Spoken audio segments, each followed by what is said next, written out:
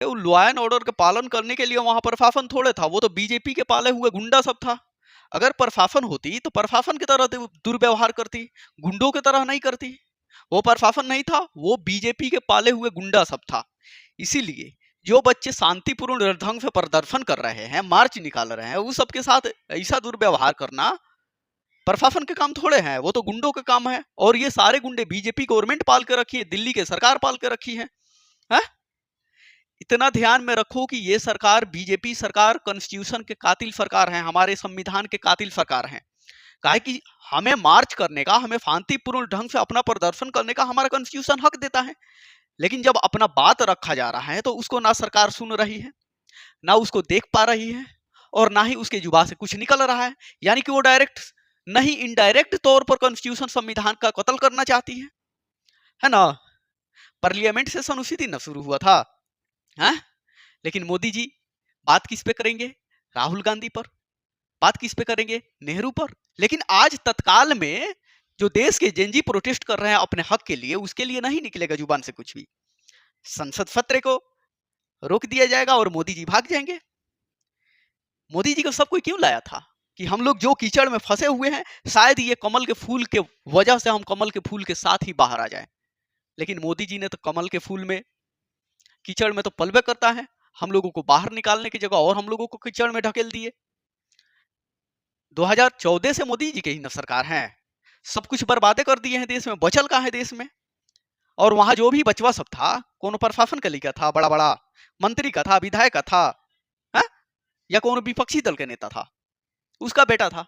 वहां तो सब गरीब का बेटा था, देश के जंजी था। वो लोग जो अपने हक मांग रहा है, उन लोगों को ये सब हरामी सब के बच्चा की तरह नहीं ना विदेश में जाके पढ़ेंगे लोग, देश के सारा धन लूट लेंगे, विदेश में ले जाके अपना प्रॉपर्टी बनाएंगे लोग। किस लिए प्रोटेस्ट कर रहा था? कि हमारा एग्जाम सही से हो, पेपर लीक ना हो। अगर मेरे पास एबिलिटी होगी तो उस हम एग्जाम को क्रैक करेंगे और 40-45 हजार का महीना कमा के हम अपना जीवन यापन करेंगे। लेकिन ये भी नहीं हो रही है इस गवर्नमेंट से।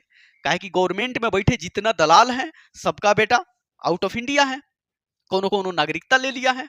और वो सब नेता, वो सब मंत्री बैठ के देश में हम लोगों के लिए सोचेगा? कभी नहीं। अपने और औलाद के लिए सोचेगा, अपने बच्चों के लिए सोचेगा।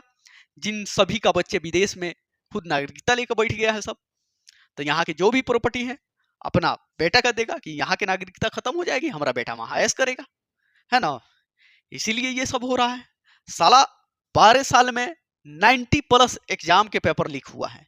लेकिन ये बैल धर्मेंद्र प्रधान, इसको शर्म भी नहीं आ रही है कि हम इस्तीफा दे दें, देश को बचाए, देश को आगे तरक्की पर जैसे लिया जाए, ताकि देश का भविष्य बेहतर हो और हम उसका साथ दें।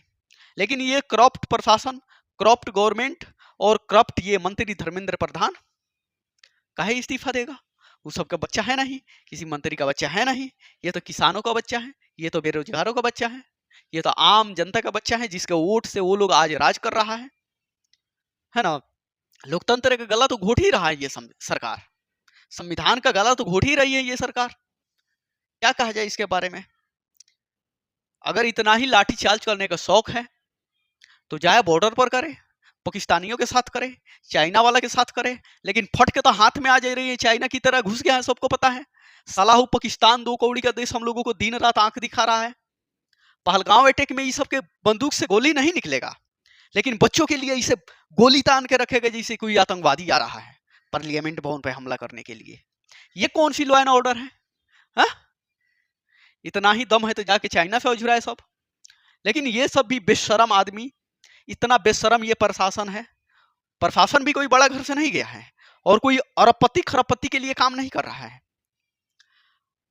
अगर अरबपति खरबपति बनना होता तो ये प्रशासन थोड़े वहां होता।